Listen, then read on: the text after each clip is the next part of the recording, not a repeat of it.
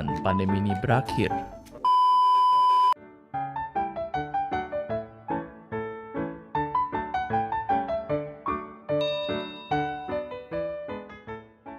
Sebelum kita menjawab pertanyaan kapan pandemi berakhir, kita harus pertama-tama mengetahui apa artinya akhir dari pandemi. Terdapat dua tipe akhir pandemi, yaitu akhir pandemi secara medis dan akhir pandemi secara sosial. Akhir pandemi dari sisi sosial terjadi ketika ketakutan terhadap penyakit berangsur-angsur berkurang dan masyarakat mulai terbiasa hidup berdampingan dengan virus. Hal ini menyebabkan kemungkinan terjadinya akhir pandemi secara sosial sebelum angka kasus dan kematian mendukung berakhirnya pandemi secara medis. Seperti contohnya, apa yang terjadi di berbagai negara bagian Amerika Serikat. Begitu pula sebaliknya, di mana pandemi secara sosial tidak berakhir, walaupun secara medis pandemi tersebut bahkan tidak pernah bermulai. Kejadian seperti ini pernah terjadi di Irlandia, di tengah epidemi Ebola tahun 2014. Walaupun jumlah kasus sudah mulai mereda, rasa takut masyarakat tetap tinggi, sehingga menyebabkan diskriminasi terhadap warga dengan kulit gelap dan pula kepada siapapun yang menunjukkan tanda-tanda sakit. Bagaimana dengan akhir pandemi dari sisi medis? Menurut Profesor Tom Coe, pandemi dapat dikatakan berakhir jika kasus infeksi virus yang ditemukan hanya sedikit dan hanya terbatas pada lokasi tertentu.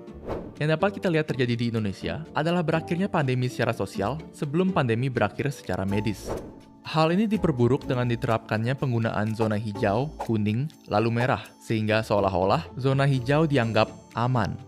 Menurut pakar epidemiologi Universitas Andalas, Devriman Jafri, mengatakan zona hijau bukanlah tolak ukur daerah tersebut bebas dari COVID-19. Sehingga ini menciptakan kelengahan pada masyarakat dengan menganggap zona tersebut aman dan berpotensi menjadi sumber gelombang penyebaran berikutnya. Sekarang, kita sudah mengetahui apa itu akhir pandemi secara medis dan secara sosial, serta kapan terjadinya akhir kedua macam pandemi tersebut.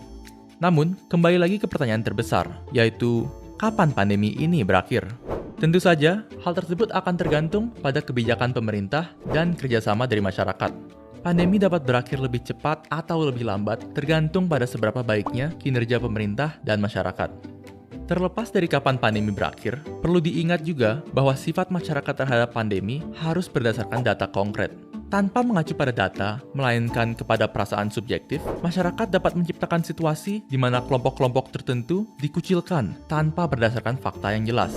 Atau, lebih parah lagi, pandemi diperpanjang berulang kali.